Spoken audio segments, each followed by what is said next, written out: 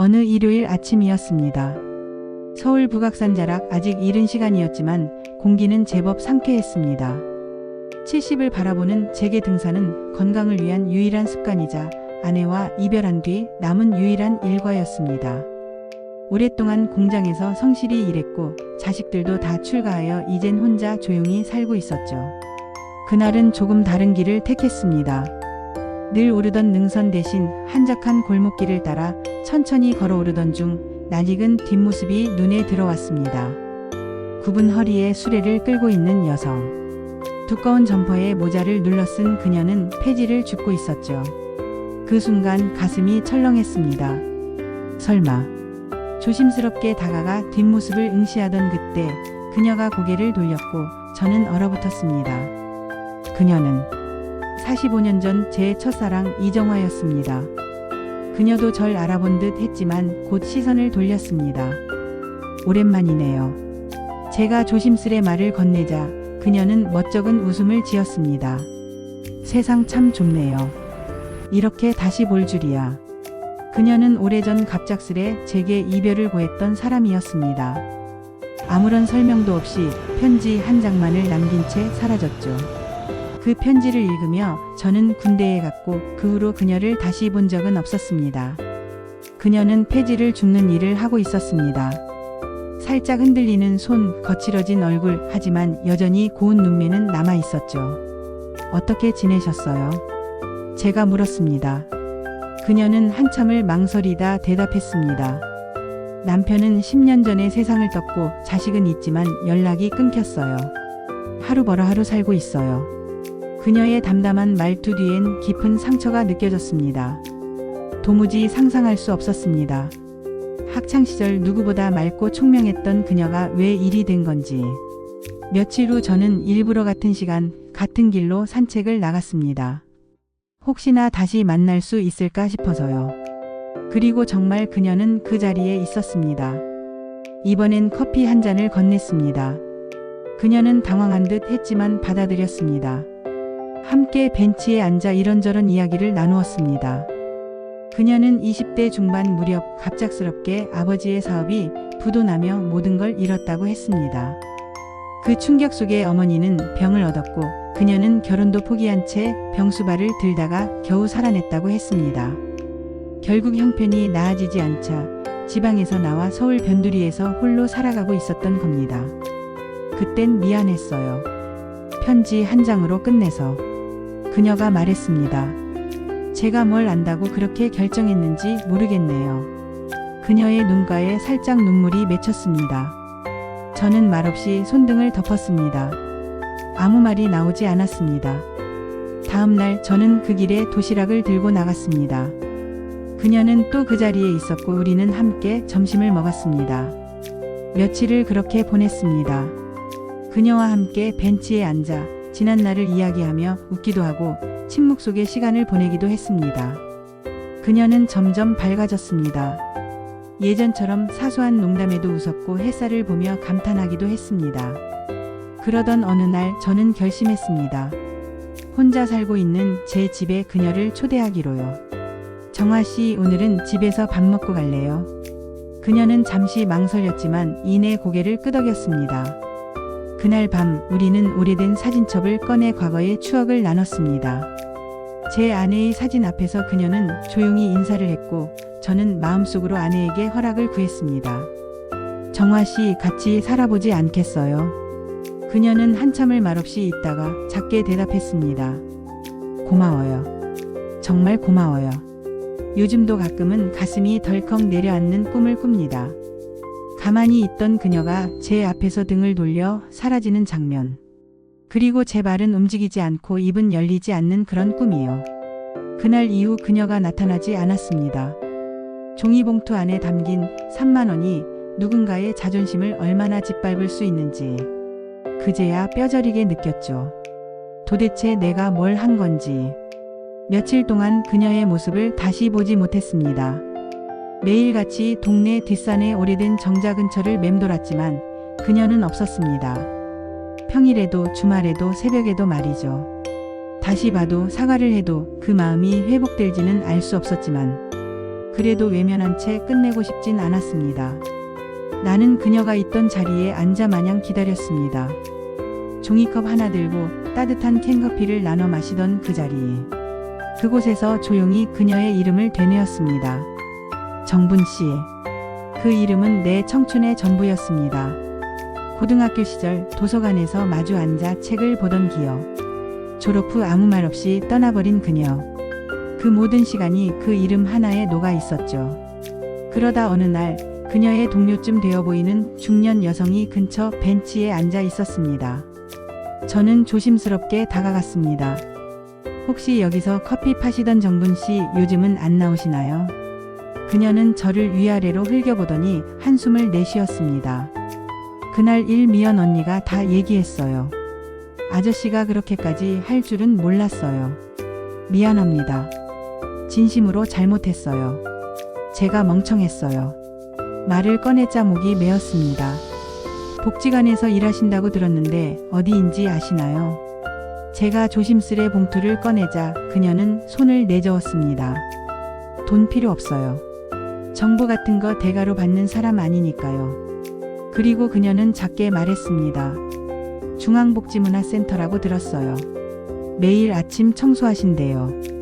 다음날 아침 저는 주소를 찾아 무작정 그 복지관으로 향했습니다. 복도 청소를 마치고 바닥을 닦고 있는 정분 씨의 뒷모습이 보였습니다. 가슴이 콱 막혔습니다.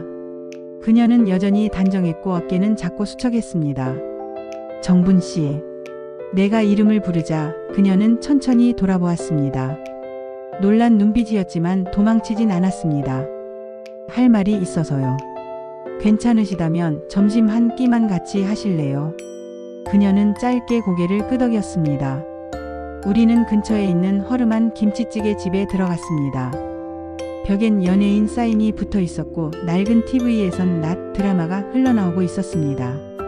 묵묵히 김치찌개를 앞에 두고 앉아 있다가 제가 먼저 입을 열었습니다. 그날 일 정말 미안했어요. 제 친구 말만 듣고 확인도 안 하고. 그녀는 아무 말이 없었습니다. 그 돈은 그런 의도가 아니었어요. 그냥 그대가 얼마나 힘든 상황인지 알고 싶었고 무력했어요. 그제서야 그녀가 조용히 말했습니다. 저도 알아요. 그런 건 아니라는 거. 그런데 그 순간엔 참 모욕스럽더라고요. 맞아요. 저도 제 자신이 부끄러웠어요. 너무 늦게 왔네요. 이런 말 들을 자격도 없겠지만 그래도 진심으로 사과하고 싶었어요. 김치찌개의 김이 천천히 사라지며 공기 중에 눈물이 맺혔습니다. 그녀는 작게 웃었습니다. 근데 아시죠? 예전에도 그랬어요. 항상 너무 늦게 말하셨어요. 그 말에 나는 고개를 들 수가 없었습니다. 그녀는 한 숟갈을 떠먹으며 덧붙였습니다. 하지만 이렇게라도 와줘서 고마워요. 그 한마디에 숨이 탁 트이는 기분이었습니다. 가게를 나오며 그녀가 말했습니다. 이젠 괜찮아요. 다시 돌아올 생각은 없지만 이제는 조금 편해졌어요. 그리고 자주 산책은 해요. 그녀는 혼자 골목 끝으로 사라졌습니다. 하지만 이번엔 그녀의 뒷모습이 낯설지 않았습니다. 이제는 아주 조금 다시 시작할 수 있을지도 모른다는 희망이 들었으니까요. 그날 이후 그녀는 다시 나타나지 않았습니다. 산도 복지관도 거리도 어디에서도 그녀의 모습은 보이지 않았습니다. 사과를 받았지만 마음의 상처는 쉽게 가시지 않았겠지요. 그녀의 걸음을 되돌릴 방법이 없어 보였습니다. 며칠 동안 침대에 누워 천장을 바라보다 문득 이런 생각이 들었습니다. 내가 너무 늦었구나. 이 나이에 또 누굴 기다린다는 게 참 우습기도 하네. 그러다 어느 날 우연히 근처 시장에서 그녀를 보게 되었습니다.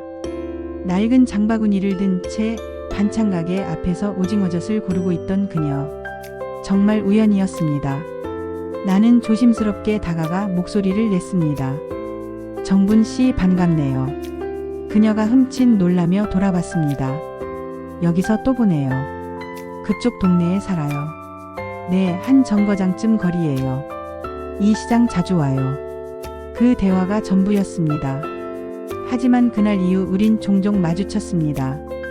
장날이면 짐을 들어드렸고 반찬 가게 앞에서 고등어 조림을 같이 사기도 했습니다. 어느 날은 그녀가 먼저 말했습니다. 혹시 식사하셨어요? 허름한 순댓국집에 앉아 우리는 또 옛날 이야기를 꺼냈습니다. 젊었을 땐 순댓국보다 피자와 맥주를 좋아했는데 지금은 이런 국물이 더 좋다며 웃었습니다. 그녀의 웃음소리를 들은 건 그날이 처음이었습니다. 그날 밤 집에 돌아와 아내의 유품이 가득한 방을 바라봤습니다. 옷장엔 아직 그녀의 스웨터와 스카프가 남아 있었고 화장대엔 마지막으로 썼던 로션이 굳어 있었습니다. 나는 문득 그 방을 정리해야겠다고 결심했습니다. 다음 날 그녀에게 말했습니다. 정분 씨, 혹시 며칠 저희 집에서 지내보실래요? 그녀는 놀란 듯 했지만 제가 덧붙였습니다. 혼자 지내시기엔 너무 추운 계절이잖아요. 며칠 후 작은 가방 하나를 들고 그녀는 제 집에 왔습니다. 조심스럽게 신발을 벗고 작은 고개를 숙이며 말했습니다.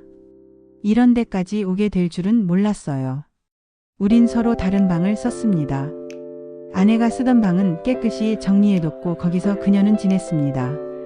아침이면 그녀가 따뜻한 미역국을 끓였고 저녁엔 내가 고구마를 삶았습니다.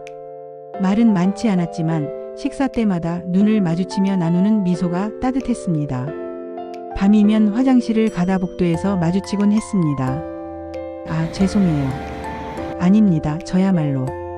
서로 웃으며 지나가는 그 순간이 참 낯설지 않았습니다. 한 달쯤 지났을 무렵 그녀가 말했습니다. 저 청소 일 다시 시작하려고 해요. 괜찮겠어요? 네. 몸을 움직이는 게 마음도 편해져서요. 그녀는 다시 일하기 시작했고 표정도 점점 밝아졌습니다. 한 번은 저녁에 이런 말을 하더군요. 오늘 복지관에서 새로운 분이 계셨는데 제가 쓰레기 분리하는 법 알려드렸어요. 칭찬도 받았죠. 그날 저는 처음으로 그녀에게 꽃을 선물했습니다. 작은 카네이션 한 송이. 청소부라는 말보다 사람이라는 말이 먼저 떠오르길 바랐습니다. 밤이 깊어갈 무렵 거실에서 둘이 나란히 앉아 TV를 보았습니다. 그녀의 손이 제 손에 살짝 닿았습니다. 우리는 말없이 손을 맞잡았습니다. 정분 씨와 함께 지낸 지 어느덧 석 달째. 서로의 일상에 스며들며 조금씩 익숙해지는 중입니다. 아침엔 그녀가 끓여주는 된장국 냄새로 하루를 시작하고 저녁이면 거실 소파에 나란히 앉아 뉴스와 드라마를 보며 하루를 마무리하죠. 별다른 대화가 없어도 마음이 따뜻했습니다. 다른 무엇보다 집안에 누군가 있다는 사실만으로도 위안이 됐습니다. 그러던 어느 날 정분 씨가 조심스레 말했습니다. 종철 씨 혹시 바닷가 가보신 적 있어요? 예전엔 많이 다녔죠. 왜요? 전 아직 못 가봤어요. 한 번도요. 그녀는 바다를 본 적이 없었습니다. 서울 변두리에서 평생을 살아왔고 결혼도 여행도 여유도 없었습니다. 딸아이를 키우느라 어머니를 모시느라 늘 가족을 먼저였다고 했습니다. 저는 바로 다음 주말 기차표를 예매했습니다. 목포행 무궁화요. 창가자리 2칸 조용한 객차.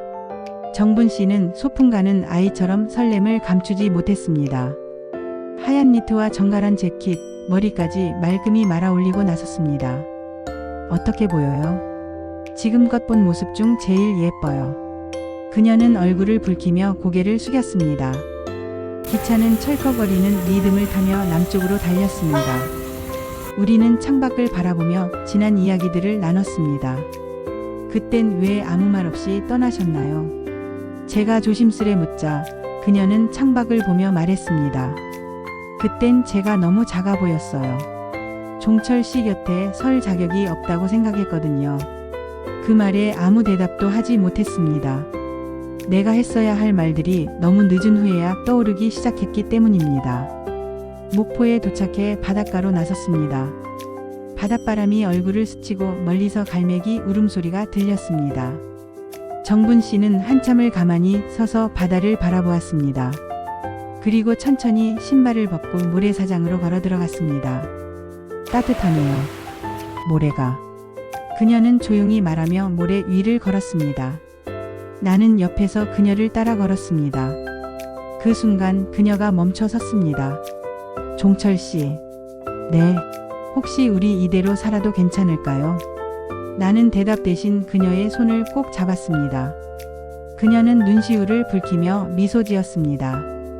숙소로 돌아와 창밖으로 성향을 보았습니다.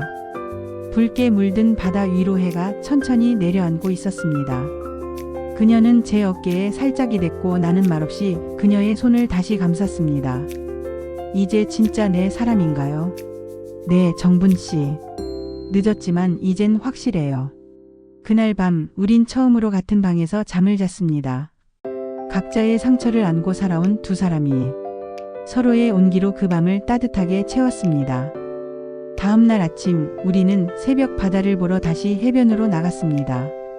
파도가 조용히 밀려오는 어스름한 바다 앞에서 그녀가 말했습니다. 이제 이 인생도 괜찮다 생각해요. 늦게 피어난 꽃이 더 오래 가는 법이니까요. 그 말을 들은 순간 나는 진심으로 확신했습니다. 지금 이 사람이 내 인생의 마지막 봄이라는 것을.